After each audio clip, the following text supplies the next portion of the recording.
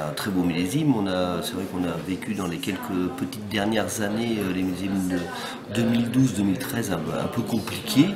On a recommencé avec 14 qui est revenu déjà largement mieux, 15 qui était un très beau millésime, 16 aussi très généreux, voilà, c'est quand même un millésime qui est bien voilà, sur le fruit, sur l'idée des vins de Loire.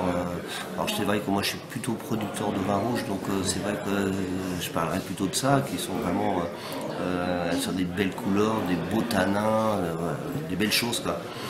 Alors là, par rapport à ce qu'on a goûté aujourd'hui, moi j'étais sur les blancs 2014 et les rosés 2016, donc là c'est un petit peu différent.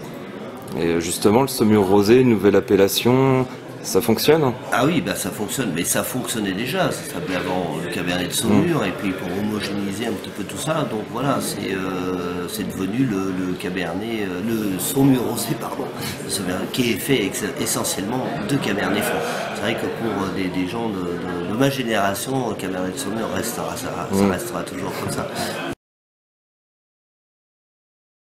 Oui, bien sûr, bah, ça marche bien, surtout par rapport au millésime 2016, où bon, il y a eu quelques problèmes de gelée, alors moins intenses que dans d'autres départements, mais c'est vrai qu'ici, sur Saumur, quelques coins saumurois ont été un petit peu embêtés avec la gelée c'était le 28 avril 2016, mais autrement, en règle générale, non, c'est une belle récolte. Si on voit nos voisins de l'Indre-et-Loire qui, eux, ont vraiment été embêtés avec la gelée de cette journée-là, nous, à côté, on est passé à côté. Alors, c'est vrai que quand on dit ça, on ne peut que penser à nos collègues qui, dans certains coins, ont été vraiment touchés.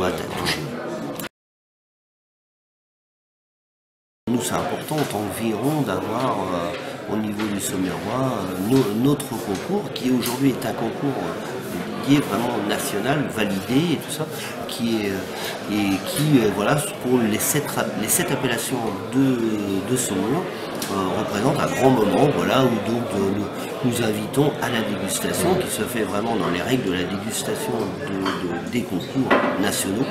Où on invite voilà, tout un panel de personnes qui représentent évidemment la viticulture, mais à côté de ça des consommateurs, il y a des professionnels, des acheteurs, puis tous les gens qui gravitent autour du vin et qui après décernent des médailles ou pas à chaque appellation.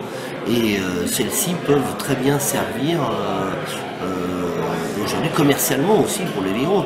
Et médiatiquement, c'est intéressant avec la présence de TF1 aujourd'hui. Ce n'est pas le concours général de Paris, c'est pas du tout la même chose, mais c'est un concours régional qui est très important et pour le marché, voilà, mais aussi évidemment pour le vigneron, parce que c'est important d'être là et puis de se retrouver là. Vous voyez, on est une centaine de dégustateurs, on se retrouve tous. Voilà, c'est aussi c'est des grands moments de rencontre.